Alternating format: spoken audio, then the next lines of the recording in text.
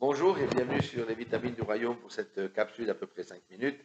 Une capsule très intense. Aussi, avant de commencer euh, à vous exhorter, j'aimerais que vous imaginiez que vous aviez une grande planche en bois devant vous et vous avez une hache dans votre main droite. Amen.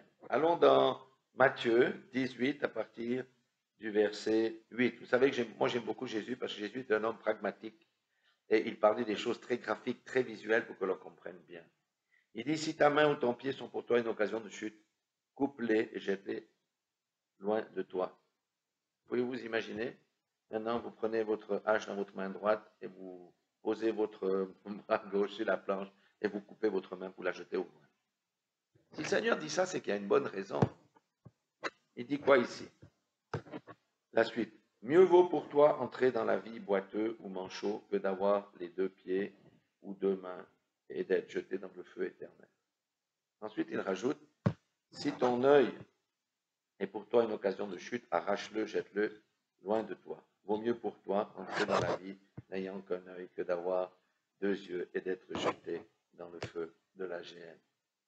Jésus parle de quoi ici? Il parle de la radicalité par rapport au péché. Il aurait pu rajouter avec la langue, prends ton ciseau et coupe-la.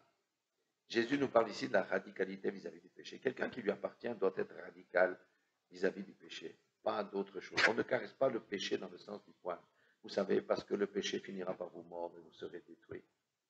C'est ainsi que c'est. D'ailleurs, la Bible dit aussi, quelqu'un s'amuse-t-il avec le crocodile? Veut-il le domestiquer? Essaye et il perdra son bras. Ça, c'est dans Job, je crois. Donc, le Seigneur nous parle ici de la radicalité. La main signifie quoi? Ce sont nos actions.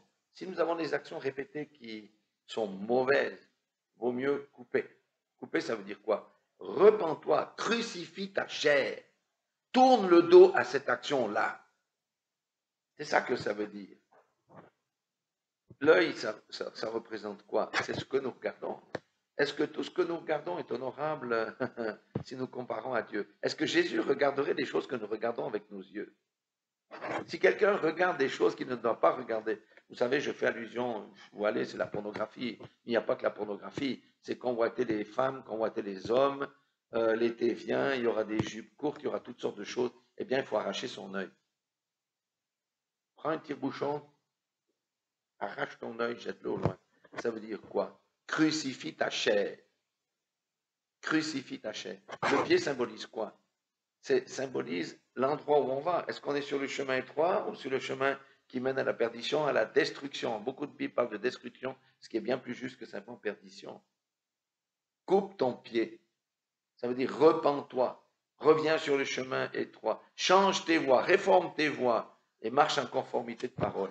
Parce que dans l'éternité, dans la vie éternelle, il n'y a pas de place ni pour les débouchés, ni pour les impurs, ni pour les impudiques, ni pour les idolâtres, ni pour les menteurs, ni pour les voleurs, et toutes ces choses-là. Ne vous laissez pas séduire par le diable. Il n'y a pas de ça dans l'éternité. Jésus pardonne nos péchés, c'est vrai, mais le sacrifice de Christ a été horrible sur la croix à Golgotha. Et pourquoi est-il mort? Pour nous faire passer du royaume des ténèbres à la lumière. Nous sommes des nouvelles créations. Ce qui était ancien est passé.